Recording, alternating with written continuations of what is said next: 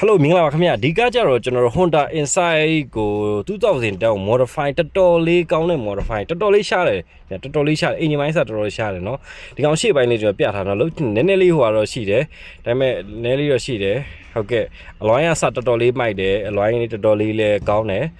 အလွိုင်းတော်တော်လေးကောင်းတယ်လှတယ်လှအလွိုင်းလေးလှရနော်ဒီကောင်အရှိမှန်ကွဲနေတယ်ခင်ဗျအရှိမှန်လေးတော့လည်းကွဲနေတယ်နော်ရှိမှန်လားကွဲနေတယ်ရှိမှန်လေးအက်နေတယ်အကွဲဖြစ်နေတယ်နော်ဟုတ်ကဲ့ဒီကောင်ကျွန်တော်အဲ့ဆိုရင်ကျွန်တော်အထဲလေးဝင်ကြည့်မယ်ခင်ဗျကျွန်တော်ဘာကြောင့်တော်တော်ကောင်းလဲလို့ပြောရဲဆိုရင်ဒီကောင်တော်တော်ဆင်ထားတယ်ဂျပန်မှာတော်တော်အဲ့ဂျပန်ကောင်တော်တော်ဆင်ထားတယ်နဲ့ထင်ပါတယ်တော်တော်လေးအတွင်းကအရန်မိုက်တယ်ခင်ဗျ modify အရင် modify တွေထက်ကျွန်တော်တို့ modify ပို့ကြတယ်တော်တော်လေးကောင်းတယ်တော်တော်လေးလိုက်ဒီကောင်ရိုးကီးနေပဲလာတယ်နော်ဒီကောင်ရိုးကီးနေပဲလာတယ်တော်တော်မိုက်တယ်ရိုးကီးနေပဲလာတယ်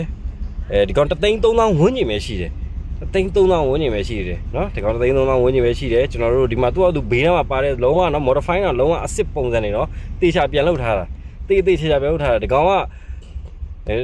TV ကကျတော့နောက်လိုက် TV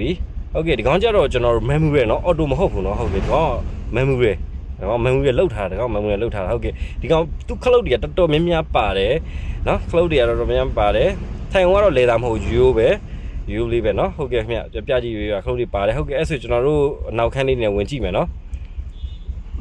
ရှေ့ကိုပို့ပြီးမြင်ရအောင်ပေါ့เนาะကျွန်တော်အဲ့ကြောင့်